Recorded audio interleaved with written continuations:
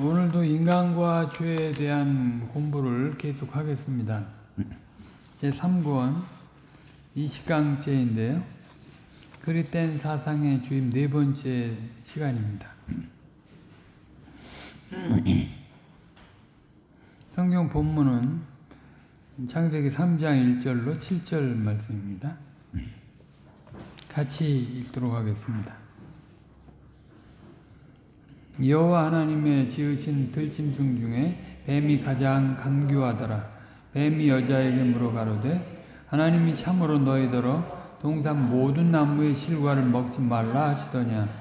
여자가 뱀에게 말하되 동산 나무의 실과를 우리가 먹을 수 있으나 동산 중앙에 있는 나무의 실과는 하나님의 말씀에 너희는 먹지도 말고 만지지도 말라. 너희가 죽을까 하노라 하셨느니라. 뱀이 여자에게 이르되 너희가 결코 죽지 아니하리라. 너희가 그것을 먹는 날에는 너희 눈이 밝아 하나님과 같이 되어 선악을 알 줄을 하나님이 아심이니라.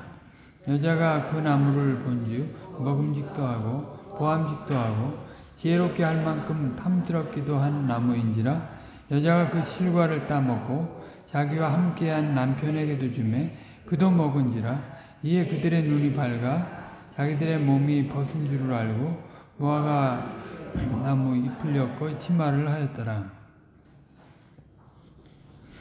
우리는 계속해서 지금 하와가 시험에 빠지는 내용, 그리고 거기에서 우리에게 가르쳐주는 여러 가지 도리들에 대해서 공부하고 있습니다. 사실 이 짧은 내용인데요. 이것은 그냥 읽어도 10분도 안 걸릴 것인데 우리가 많은 시간에 걸쳐서 지금 이 내용을 생각하는 것은 이 내용이 간단하게 쓰여 있지만 단순하지 않고 굉장한 복잡한 그런 내용들이 들어있어서 반복하지 않으면 우리가 잊어버리시고 또 배워야 할 내용들이 굉장히 많습니다. 우리가 이제 하와가 넘어지게 되는 과정만 지금 주로 계속 보고 있는데요. 사단론의 입장에서 보면 또 이게 볼 내용들이 굉장히 많이 있습니다. 아마 이제 김홍준 목사님이 본인은 그 하와가 넘어지게 된 그런 그 내용을 주 내용으로 해서 가르치는 걸 하고 후배들한테 그 나머지 내용은 남겨두신 것 같아요. 아무튼 이 내용을 우리가 이제 3권이니까 4권 한 권 남았는데요. 계속 보도록 하겠습니다. 이 3장 1절부터 7절의 내용을 가지고 아마 교회 역사상 이렇게 길게 설교한 예는 없을 것입니다. 아무튼 하와가 타락한 것은 자기 속에 있는 죄나 자기의 악한 뜻으로 말미암아 된 것이 아닙니다. 이때는 아직 타락하기 이전이니까요. 하나님 보시기에 좋은 상태로 지음을 받았고 아직은 완성된 상태로 나아가야 하는 과정에 있긴 중간 상태라고 하는데 신학적으로 그 중간 상태에 있긴 했지만 그 죄가 들어와 있는 상태는 아니었거든요. 그러니까 철저히 하와가 넘어지게 된 것은 외부적인 작용에 의해서 이루어진 것이다 하는 것입니다. 지금은 외부적인 작용이 없어도 그냥 제풀에 넘어지는 경우가 있어요. 우리가 이제 아담 안에 타락했기 때문에 그냥 가만 놔둬도 제풀에 제 욕망에 넘어지고 제 그 쾌락에 넘어지고 제 꿈에 넘어지고 하는 거죠. 하나님의 악이라고 하는 것이 우리가 지난 시간에도 공부했지만 그 하나님이 의도한 것에 못 미치는 거잖아요. 결핍된 것이죠. 뭐든지 정상적으로 있어야 할 것에 있지 않고 빠진 것. 그런 것들이 이제 악한 건데, 흉하고, 추하고, 뭐 그 악한 것으로 인해서 이제 흉하고 추한 것들이 따라오는 거죠.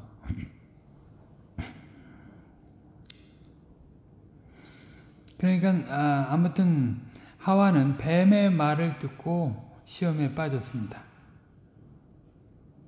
여러분이 보시는 바와 같이 그 결과로 오늘날 온 세상이 마귀의 팔에 누워있는 것과 같이 되고 말았습니다. 하나님이 세상을 창조하시고 인류를 에덴 동산에 두셨을 때 온 세계가 그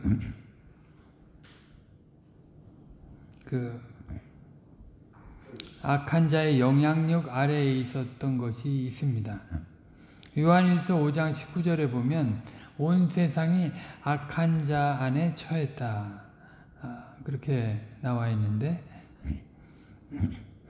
이것은 이제 첫사람이 이제 마귀의 꾀임에 빠져서 넘어간 이후에 말한 것이에요. 사실 공중에서 그 자기 지위를 지키지 아니한 세력들이 있었잖아요. 그래서 땅으로 내어 쫓겼는데, 그게 이제 어느 때쯤인지는 창조 이후 하와가 타락하기 이전 어느 때쯤이 될 것이에요.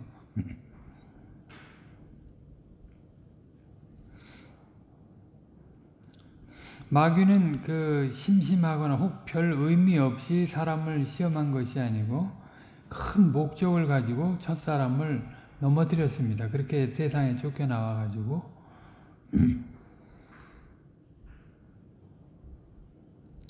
그 마귀가 이제 원래 하나님이 지으신 존재니까 얼마나 뭐 이제 이 몸은 입지 않았지만 우리 인간과 같이 몸은 입고 있는 존재가 아니지만 아주 탁월한 존재로 지음을 받았는데 자기 지위를 지키지 않고 떨어진 것 아닙니까?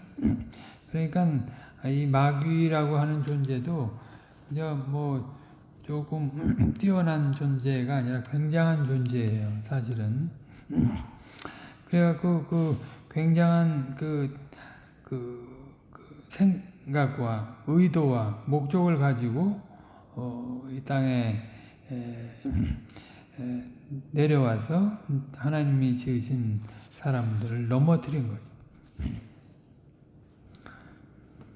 마귀는 온 세상을 제 팔에 뉘어놓고 사람을 그 어둠 세계 안에서 자신의 종과 같이 살게 만들다는 굉장한 그런 내용을 실현하려고 하는 목적이 있었습니다.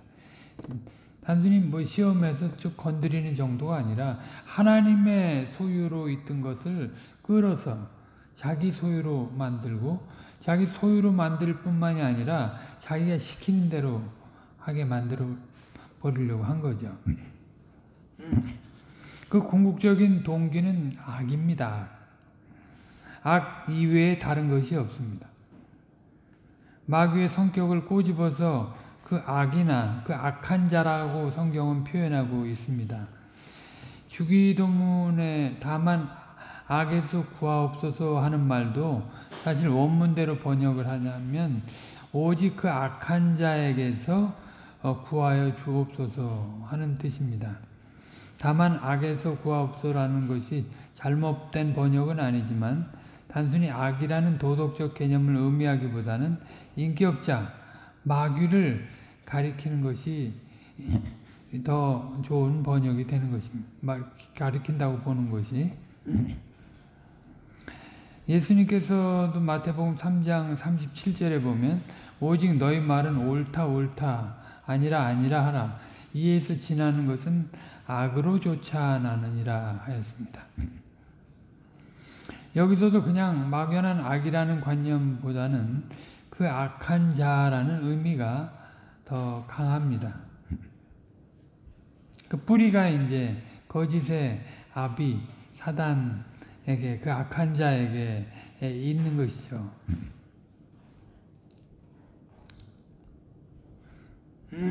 단순히 우리말로 악이라고 하면 그 대단히 부족한 생각인 것입니다. 다만 악에서 구하옵소서 할 때에도 헬라어로 보면 그라는 정관사가 붙어 다닙니다. 호라는 것이 이제 정관사인데 그냥 막연한 그 악한 자가 아니라 포네로스가 아니라 호포네로스입니다. 영어로 그냥 이블이 아니라 the evil one인 거죠. 아니 인격적인 존재인 거죠. 악한 존재인 것입니다. 본질적으로 악한 자, 아주 악한 자라는 의미인 것입니다. 우리는 악을 인격체로 구체화해서 부를 때 정관사를 붙일 수 있습니다. 그 악한 자 마귀는 오직 악이라는 동기에서 하나님이 좋게 만들어 놓으신 것을 파괴하려고 작정을 한 것입니다. 단순히 파괴하는 것이 최후의 목적이 아니고 하나님의 종으로 하나님의 귀한 그릇으로 쓰여야 할 그런 것들을 자기 것으로 삼고 자기 종으로 종노릇하게 하는 것입니다. 다른 어떤 것보다도 제 것으로 삼고 싶은 것이 이제 사람이었습니다. 나무나 풀, 짐승이나 혹은 자연계에는 어떤 세력이 아니라 사람을 자기 종으로 삼으려고 하는 것입니다. 만물 중에서 가장 뛰어난 그 존재로 지음을 받은 것이 사람이니까요. 사람을 휘잡아서 종로를 시키려고 해야지 사람 아닌 것을 가지고 종로를 시키는 것이 자기 성에 안 차는 거죠. 아무튼 사단은 이런 무서운 음모를 가지고 하와에게 접근을 한 것입니다.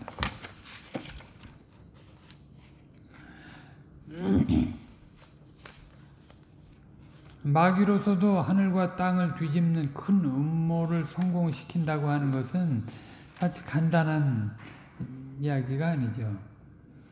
자신의 모든 지혜를 다 써서 꿰어내었다고 우리가 생각을 해야 됩니다. 그렇게 생각할 수 있을 뿐만 아니라 실제로 그랬습니다.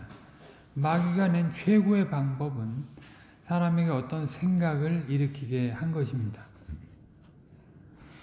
그 전에 우리가 조나단 에드워즈에 대해서 공부할 때 그 얘기를 했는데 존재만 있는 게 있고 존재와 생명이 있는 게 있고 존재와 생명과 지각이 있는 게 있고 존재와 생명과 지각과 이성이 있는 게 있고 존재와 생명과 지각과 이성과 그리스도의 생명이 있는 것이 있다고 했어요. 그러니까 뭐 이제 그것은 그러니까 사단이 그런 이성 있는 존재를 자기 것으로 삼으려고 하는 것이 아주 사단의 입장에서는 가장 최고의 술책이 되는 거고 의도가 되는 것입니다. 그러니까 그 이성을 가진 사람을 흔들기 위해서는 그 생각으로 들어와야죠. 그 마음으로 들어와야죠. 그 인식으로, 그 인식의 변화를 줘야지 된다고 생각한 거예요. 사단은 그래서 그 감각적이고 뭐 지각적이고 그런 저급한 수준으로 그 도전을 한 게 아니고 인식의 변화를 의도해서 다가왔다.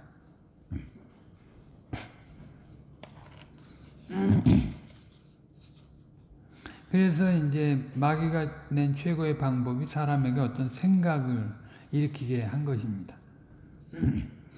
그 자기가 직접 변화를 못 시키니까 이제 직접 들어가서 그 사람 생각을 바꾸질 못하니까 그가 가진 기능을 최대한 이용을 해가지고 그가 아직 뭐 구체적으로 드러나 있지는 않지만 그가 사실은 적극적인 면에서 하와와 아담이 하나님의 명령의 근거에서 충분한 교제가 없었을 것이었고 그 안에서 자라감이 없었을 것이에요. 그 틈을 보고 어느 때에 온 거죠. 그 틈을 보고. 그래서 온전히 장성해 나가지 못한 그 틈을 타고 와가지고 생각을 건드린 것입니다. 생각을 다시 한번 하게 한 거죠. 하와가 그 기존에 가진 생각대로 가만히 흘러가게 둔 것이 아니라 다른 것을 생각할 수 있는 재료를 탁 던져준 거예요. 다른 생각을 제시했는데 아름다운 것을 보여주는 것이나 신성한 감을 느끼게 해주는 정도로 한 것이 아니고 구체적인 생각을 불어넣어줬습니다. 보통 감각기관을 통해서는 구체적인 생각이 들어가지 않습니다. 그냥 단순하게 접촉해 본 것으로 이제 사람이 알쏭달쏭 한 것으로나 또 그렇게 사람이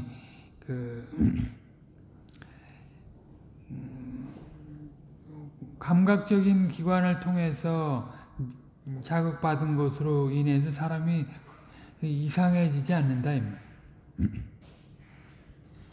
사람은 스스로 생각할 수 있고 그것을 다른 사람에게 전달해 줄 수 있고 다른 사람이 전해주는 것을 받을 수 있습니다. 그런 기능을 애초부터 받은 거죠.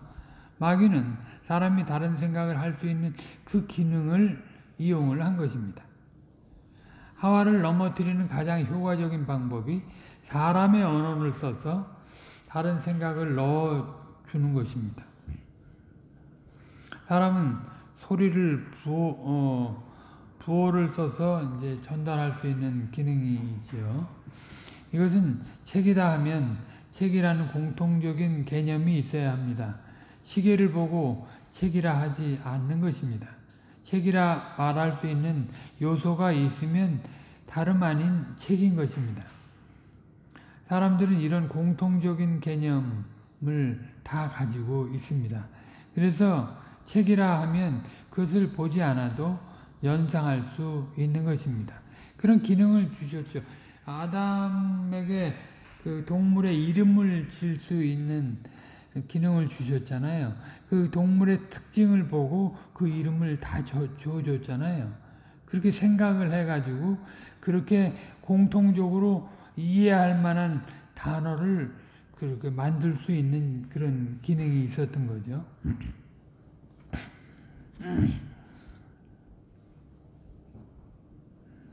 마귀는 사람의 이런 인식작용을 이용한 것입니다.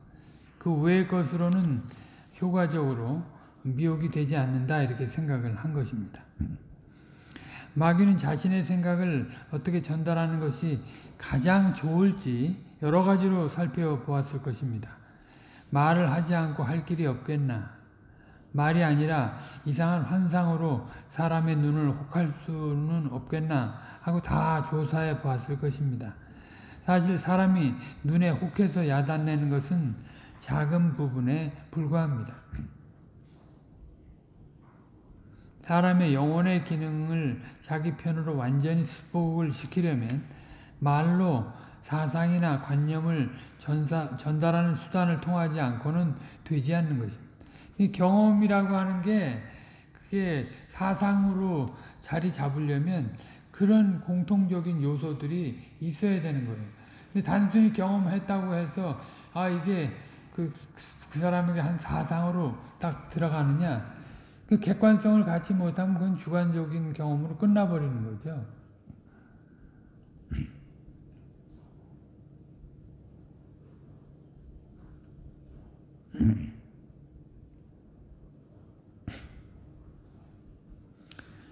제가 사실 처음 예수 믿을 때 주변 환경에 전부 방언하는 사람들, 환상 보는 이런 사람들이 많이 있었는데, 이제 여기 산 증인이 옆에 있으니까, 그런 걸 해야 되는 줄 알고, 왜 하나님이 그런 경험을 안 해 주시는가 하고 고민하다가, 이제, 이인서 형제님하고 같이 여기 오살리 기도원 갔다 오다가, 갖다 거기서 경험을 했거든요. 근데 경험을 했으면 더 확고부동해져야 될 거 아니에요. 근데 그렇게 안 되더라고요. 이게 과연 그러면 성경적인 것이냐 하는 생각이 들어오더라고요. 성경적으로 이것이 확증이 안 되면 이거 해서는 안 되겠구나. 사실 저만 그런 생각을 한 게 아니더라고요. 보니까 제가 최근에 총신대 모 교수의 어떤 책을 보고 그걸 확인했어요. 그분도 이제 저와 같은 그런 생각이 있어서 그런 경험을 했었는데 그게 성경적이지 않다 생각해서 딱 지금도 할 수 있지만 안 한다. 그렇게 했거든요. 경험이라는 게 무조건 사상으로 잡히는 게 아니에요. 저도 신자 그리스도의 생명이 있으면 그게 과연 성경적인가, 성경과 관련해갖고 확증을 할 수 있는 것인가, 그게 그렇게 자연스럽게 나아가지더라고요. 그러니까 경험을 의지하는 것처럼 이제 불완전한 게 없는 거죠. 지금 김홍준 목사님도 그런 그걸 생각을 하신 거죠. 그래서 마귀도 그걸 알아가지고 경험적으로 뭘 미혹하려고 하지 않고 생각을 바꿔보려고 했다 하는 것입니다.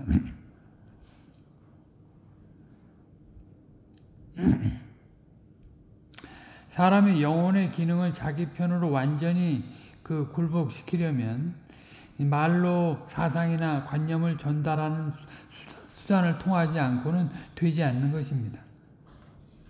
마귀는 그런 중요성을 아는 거죠. 사람은 여러 가지 면에서 잘못되기 쉽지만 가장 무서운 것은 생각의 그릇됨입니다. 사람이 어떤 걸 보고 눈에 혹해서 그릇된 길로 갈 수 있습니다. 눈에 원하는 것이 보이면 특별히 무슨 말을 하지 않아도 따라가는 것입니다. 이렇게 쫓아가면 잡을 수 있겠다 하는 망상이 일어나서 그 뒤를 따라가는 것입니다.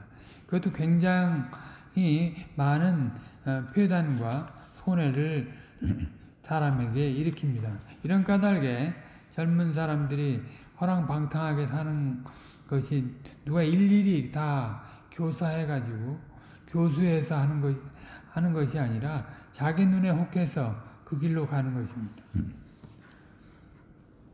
자기가 생각하는 그런 아주 보람, 꿈, 이런 것에 혹해가지고 인생을 다 들여가는 거잖아요. 그것이 예술 활동이든지 아니면 여행이든지 아니면 돈이 됐든지 명예가 됐든지 다 그렇게 그것이 한 사상으로 이 세상에서 돈이 없으면 안 되겠다 생각하는 사상이 있으니까 쫓아가는 거잖아요. 불교에서 말하는 소위 빛깔의 상이라는 것입니다. 그런 것이 빛깔이 아름답고 이쁘면 그것을 뒤쫓아간다는 사상입니다. 그러나 그런 것으로 인간 자체를 철저히 뒤집어 놓는 일은 일어나지 않는 것입니다. 그래서 사실 보통 정치 이념 운동을 하던 사람들이 나중에 그게 성에 안 차니까 나중에 생명운동으로 가요. 생명운동으로 가요. 이제 정신세계 속에서 이제 그 영적인 세계가 아니고요. 정신세계 속에서 가장 상위에 있다고 하는 것이 그런 인간적으로 보면 그 생명운동이라고 생각해요. 그래서 결국은 그게 이제 인간의 타락한 심성 안에 남아있는 그 종교성의 영향을 받아서 나가는 건데, 그렇게 하다가 그렇게 간 사람들이 많아요. 이데올로기 싸움 하다가 나중에 이걸로는 안 되겠다 생각하고 생명운동으로 그 생명운동이 이제 참 생명운동은 되지 않는 거죠. 이제 그리스도가 빠진 생명운동이 되기 때문에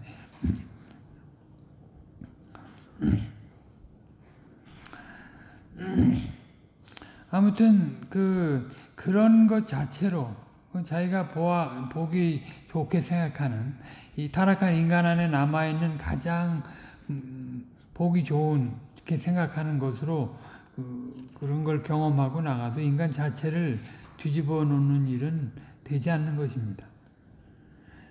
물론 그것도 이제 많은 폐해를 일으킵니다. 바른 길을 가지 못하게 막는 것이지만 한 인간을 근본적으로 뒤집어 놓는 것은 결국 사상의 전달에서 발생하는 것입니다. 그릇된 서적을 보거나 그릇된 사람의 교훈을 받아서 잘못된 생각을 고집하기 시작하면 구제하기 참 어려운 것입니다. 그게 이제 나중에 종교성을 띠게 되면 더 힘든 거죠. 뭐 이단 사설에 미혹이 되거나 아니면 이교에 빠지는 것도 그렇고 그렇습니다.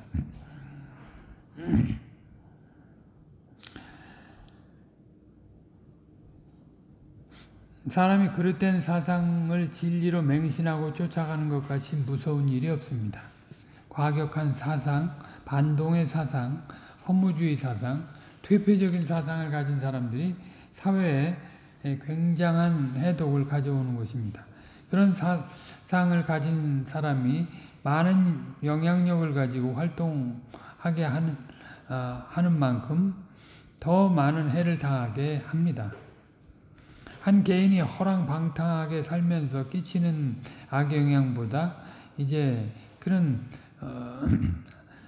나름대로 인지도가 있고 말이죠. 유명도가 있는 사람들이 유명자한 사람들이 끼치는 것이 아주 더 큰 해악을 끼치는 거죠. 그만큼 그릇된 사상을 가진 사람의 독은 무서운 것입니다. 성경에서 벗어난 것은 모두 다 그릇된 사상입니다.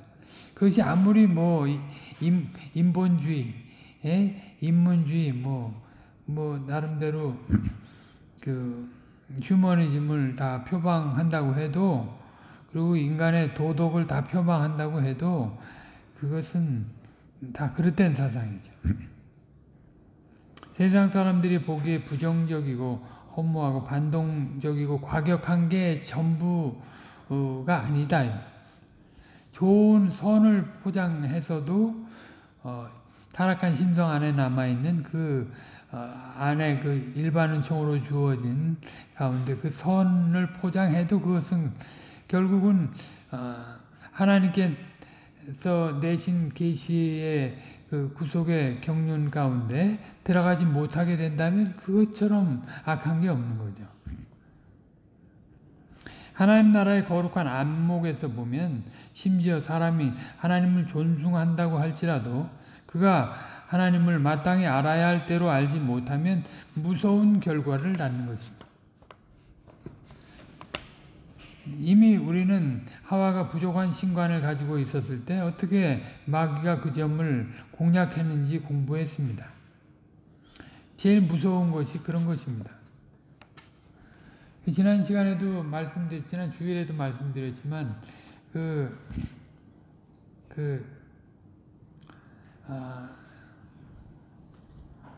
로웰 비 사이크스라고 하는 칼빈주의 목회자가 그런 얘기를 했다고 전했죠.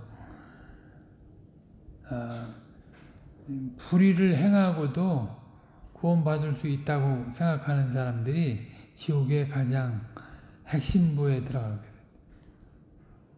됩니다. 하나님이 주신 도리를 가지고 그릇되게 자기 생각을 만든 거잖아요. 스스로. 하나님이 분명히 은혜 방도로 구원에 대해서 구원의 방도를 선언하시고 그 믿음으로 그 구원의 방도 안에 들어가서 살 수 있는 은혜의 방도를 제시해 주셨거든요. 그것이 그리스도의 성품을 발휘하고 그리스도의 사역을 감당하는 거예요. 근데 그걸 안 하고 하나님이 내신 언약 안에서 구원받았다고 생각하고 그 방향성도 없는 사람, 무법주의적인 사람이죠. 그런 사람들이 율법주의적인 사람도 또 이제 다른 편이 되겠지만 그런 무법주의적인 사람들이 가장 하나님의 말씀을 악용하고 오용하는 거 아닙니까? 그 루터가 이신칭의를 얘기했을 때 말이에요. 그 주입된 의를 얘기했잖아요. 근데 그 주인글리가 그 주입된 의가 아니고 그 은혜 방도로 누려가야 될 의를 얘기했거든요. 하나님의 선언 안에서 우리가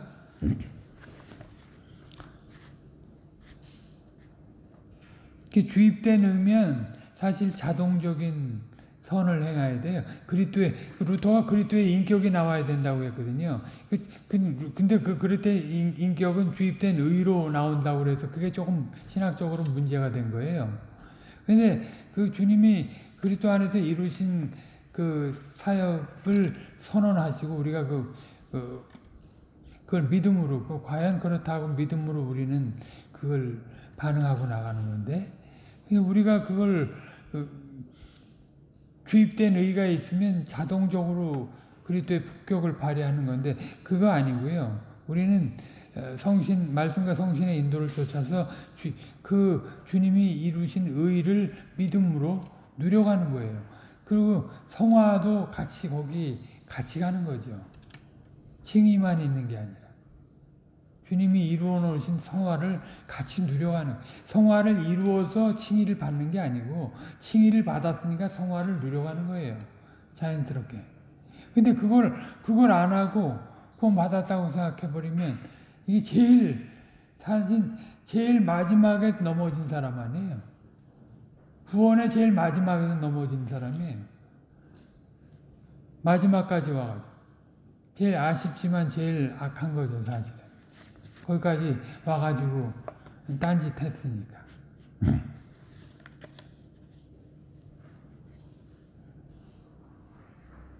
하와가 하나님을 부인하거나 하나님을 존중하지 않아서 타락한 것이 아닙니다. 어떤 면에서 보면 하와는 하나님을 극진하게 생각했습니다.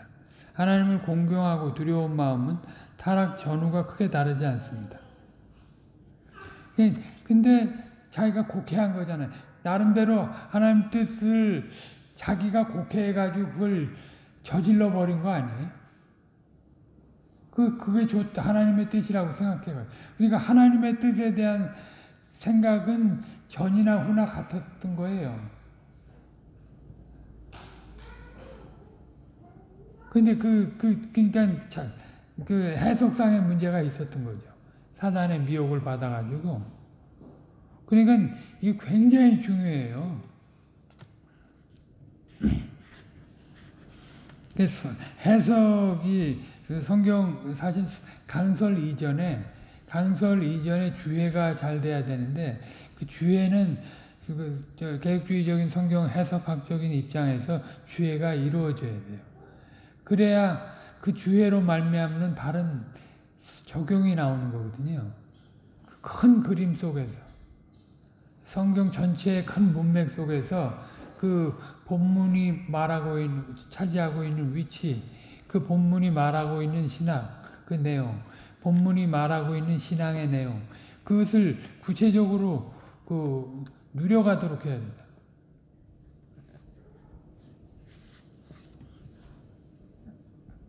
교회에서 말이죠. 개혁교회는 생활의 지도를 받는다고 그랬잖아요. 생활의 지도를 받아요. 교회 속에서. 그것도 직분자들을 통해서 생활의 지도를 받는 거예요. 얼마나 장로들이 신방할 때나 집사들이 신방할 때 물어보는 게 말씀을 얼마나 받아 누리는가? 돈을 하나님 앞에 얼마나 헌상을 하는가? 물질 관리는 어떻게 하는가? 자녀 교육은 어떻게 하는가? 이거 물어보거든요. 근데 말씀은 전하는 건 좋은데 그거 다치는 하지 말라고 하는 게 요즘 개혁교회 성도들이에요. 이상한 사람들이죠. 구체적으로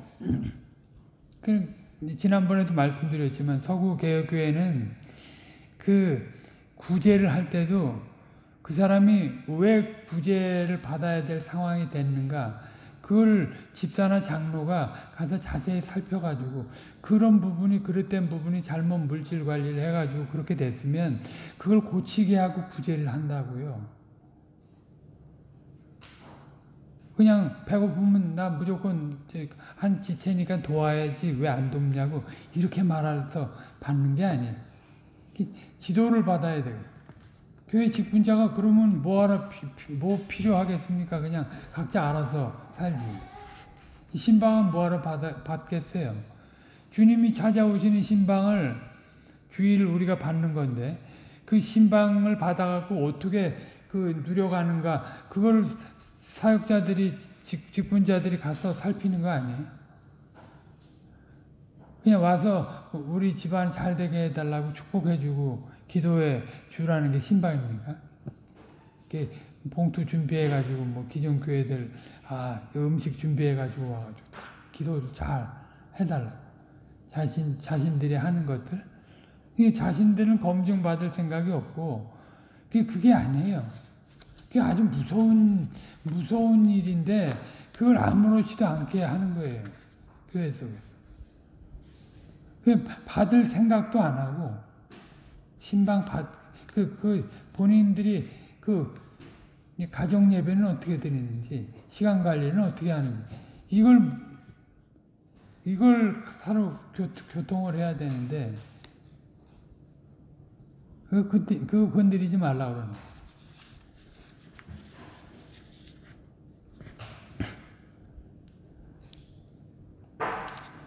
하나님의 뜻을 찾는다고 해도 그것이 성경적인가? 하나님이 내신 질서 속에서 그 개혁교회 신앙인으로 살아간다고 하는 것이 뭔가? 그 명목으로만 나 양심의 자유가 있으니까 나 타치하지 말아라. 이게 아니에요. 말씀에 의해서 하나님이 허락하신 질서 속에서 물론 하나님의 말씀으로 신방하는 거죠. 말씀에 비추어서 그 신앙생활을 잘하는가, 경제생활을 잘하는가, 사회생활을 잘하는가.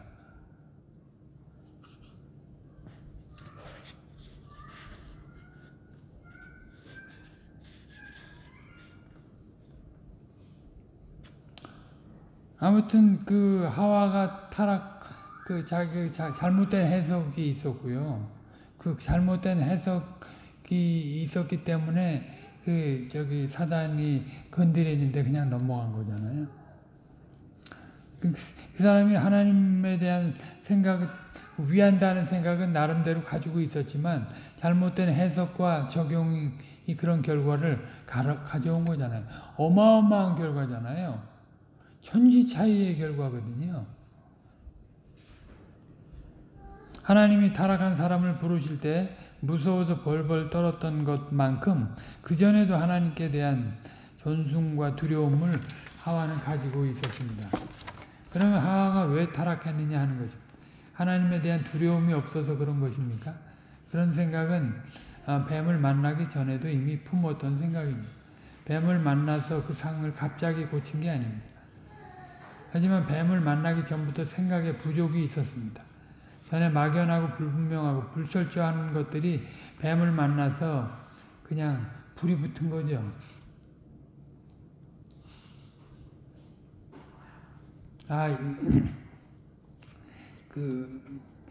내가 생각했던 게 틀리지 않구나 하고 그냥 확 붙어버린 거예요.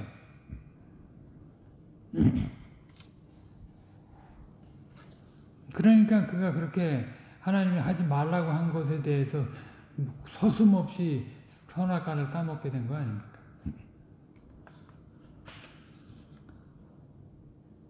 하와가 그렇게 하나님의 뜻을 생각하고 깨달았다고 해도 그것은 하나님 앞에서 선의의 생각이라고 볼 수가 없는 거예요. 지금까지 희미하고 막연하게 생각했던 것을 마귀의 말을 듣고 철저하게 논리를 하면서 하나의 결론을 내린 것입니다. 그렇구나 하고 지금까지 별로 생각하지 않았던 것을 생각한 것입니다. 그런 것도 일종의 깨달음입니다. 하지만 잘못된 깨달음이 하와와 아담과 전 인류를 가장 비참하게 몰아넣는 원인이 됐어요. 여전히 많은 신자들이 하나님과 하나님의 나라에 대해 어리삥삥한 생각을 하고 있습니다. 어떤 교사가 하나님을 존숭하면서 명쾌하게 이렇다 하고 가르치면 사람들이 아 그렇구나 하고 깨달았다고 좋아하는 것입니다. 그런데 그 깨달음이 항상 정상한 게 아니고 무서운 암매와 흑암 가운데 광신주의로 몰고 갈 수도 있다.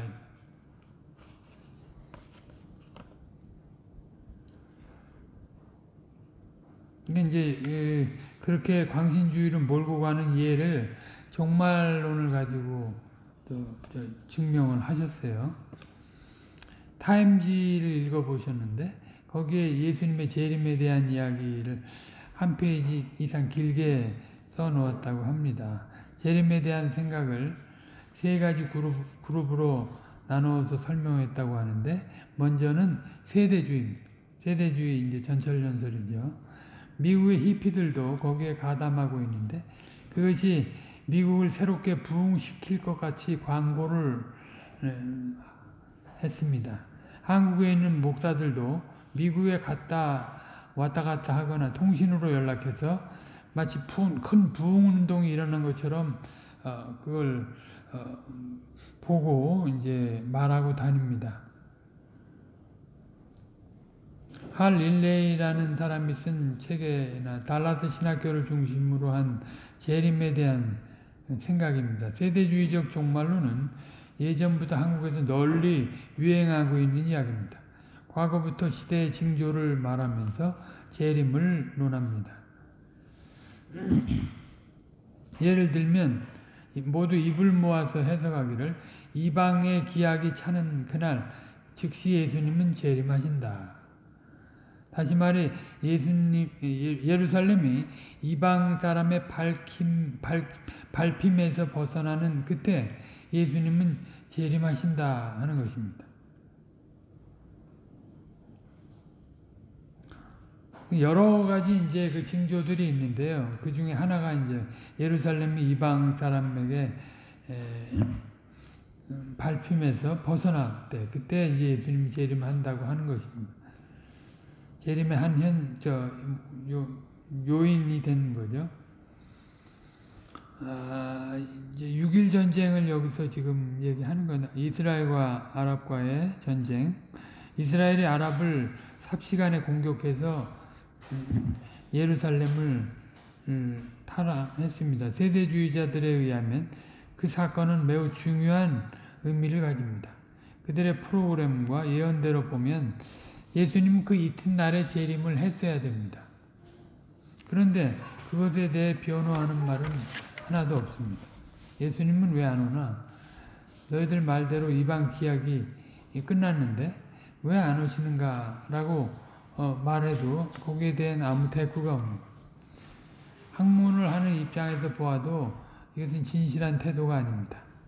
유대인들이 본토로 돌아가서 1948년 5월 14일에 이스라엘이라는 나라를 세웠다는 것도 이제 주님 재림 징조 중에 하나인데요. 이스라엘 군대가 예루살렘을 전부 점령했다는 것도 또 하나의 큰 징조라고 했는데 도대체 그게 무슨 징조라는 것입니까? 이런 해석이 미국에 있는 하나의 해석이라는 기사가 나온 것입니다. 그 다음에 또 하나는 이제 화란 개혁교회 계통의 신학자인 벨가워 주장입니다. 벌가워라고 하기도 하고 이분이 1903년에 태어나가지고 1995년인가 돌아가셨더라고요. 꽤 오래 사셨죠. 이분은 뭐 바티칸 회의에도 참석했던 그런 분이고 굉장한 신학자인데 북미 자유개혁교회에 굉장히 영향력을 끼친 그런 학자입니다. 예수님은 성경이 예언과 프로그램을 성취하시면서 다시 오시는 것이지 그냥 멋모르고 앉았는데 후다닥 예수님이 오시지 않는다는 의견을 얘기했습니다. 그런 거로 예수님이 오늘 오신다면 오늘 오셔야 할 이유가 충분히 있어야 한다는 것입니다. 재림하기 전에 주님께서 경고하신 일들이 다 일어나야 한다는 것입니다. 우리 교회에서도 늘 그렇게 합리적으로 순서 있게 재림을 생각해야 한다고 말씀드렸습니다. 마지막 주장은 주님께서 오늘 재림하신다, 내일 재림하신다 하고 자꾸 경고만 할 게 아니라 주님이 언제 오신다고 하더라도 나는 내 할 일을 다 했습니다 하는 생활 태도와 심정을 항상 취하고 사는 것이 중요하다 하는 것입니다. 또한 예수님이 재림하는 날짜와 시간은 사람이 알 수 없다고 하신 말씀을 믿어야 한다고 하는 것입니다. 조금 있다가 오신다고 이렇게 떠들지 말라는 것입니다. 이런 주장은 미국 필라델피아 제10장로교에서 심호하시는 제임스 보이스 목사님이 하신 이야기입니다. 우리는 이런 주장도 이제 한편으로 그게 징조가 분명히 있는 것도 확실하고 주님이 말씀하셨으니까요. 종말에 대해서 말씀할 때. 그리고 그렇게 징조가 이치 온다고 하더라도 오신다고 하더라도 우리는 기본적으로 주의 백성으로서 그 생명을 발휘하고 살아가고 있어야 한다 하는 것이 맞는 거죠.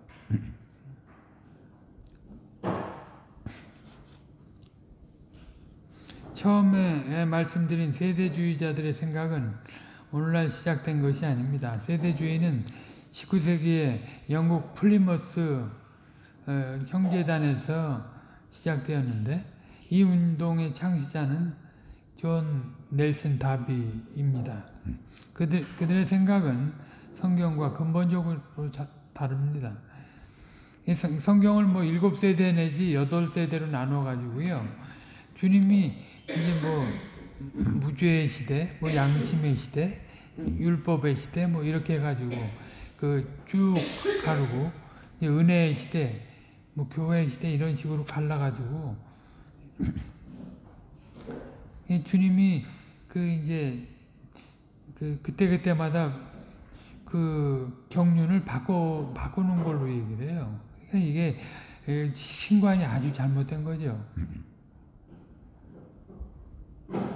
그들은 하나님 나라의 경영이라든지 사람의 책무에 대해서 일체로 생각을 하지 않습니다. 하나로 밤낮 하늘만 쳐다보고 어서 예수님 오십시오 하는 것입니다. 마라나타 하는 거죠. 예수님이 오시면 마치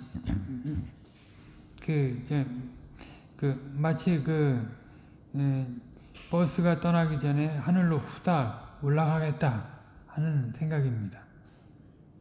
이것이 하나의 예입니다.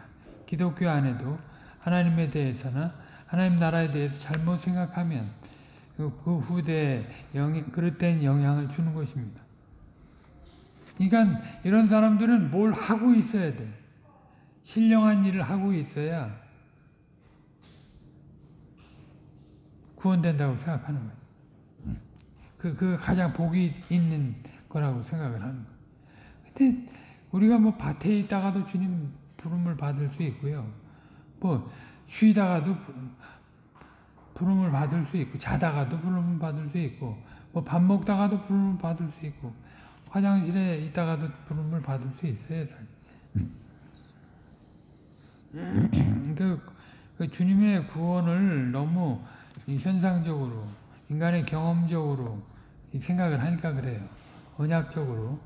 하나님의 속성을 알고, 그분이 구원해 나가시는 그 방식을 알면 절대 그런 불완전한 것을 의지해가지고 자기의 안전을 도모하려고 하지 않는 거죠.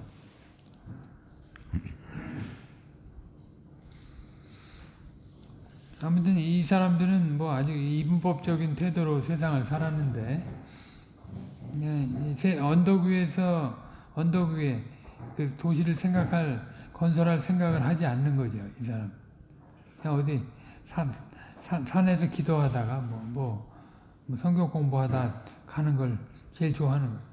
나는 이 세상하고 상관없다. 나만 하나님이 어떻게든지 살짝 데려가 주시면 최고다. 이렇게 생각을 하는 거예요. 굉장히 이제 극단적인 알미니안주의 같은 건데요. 경험주의. 거기에 온갖 잘못된 신학들이 다 몰려 있는데요. 원래 한국 장로교회에서는 그런 세대주의 전철연설을 가르친 적이 없어요. 그런데 그게 연문으로 들어와가지고 아주 그 안방을 차지해버린 꼴이 됐어요. 아무튼 오늘은 우리가 그동안 공부해오던 몇 가지 중점된 내용을 말씀드렸습니다.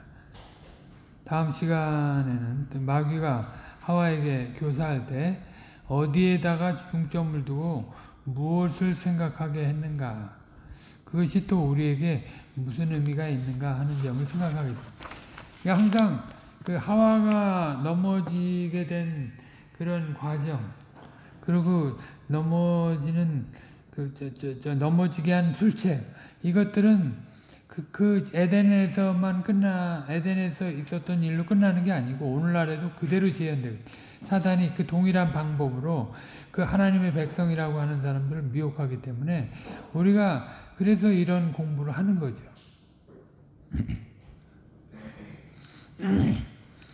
이게 사실 이 종말론이 잘못되는 것은 성경론서부터 신론, 인죄론, 다 잘못되어 있는 거예요. 그러니까 그렇게 잘못된 종말론에 미혹이 되는 거죠. 아무튼 사단은 그 하와가 좀 타락하지는 않았지만, 선하게 지음 받았지만, 마땅히 생각에서 자라가야 할 대로 자라가지 못하고 있는 터 위에 있을 때 그걸 불붙이는 그런 미혹의 말을 탁 던져가지고 그 생각을 바꿔서 마치 하나님 뜻을 이룰 수 있는 것처럼 생각하게 해서 선악과를 따먹게 했다. 오늘날도 마찬가지예요. 분명히 성경이, 오직 성경을 우리가 믿는 사람들인데 성경이 명시적으로 우리에게 계시해 준 내용들이 있고 아주 밝게 드러내 준 내용이 있는데, 그걸 자기 경험적으로 정리한 그릇된 사상, 아니면 자기 책임을 다 배제한 그냥 호황된 사상, 그런 것들을 스스로 좋게 여겨서 받아들이게 되면 똑같이 넘어지게 되는 것입니다. 그냥 큰 그림이 무엇인지 알아야 돼요. 하나님이 왜 우리를 창조하셨고, 왜 그리스도 안에서 우리를 재창조하셨으며, 우리를 어디로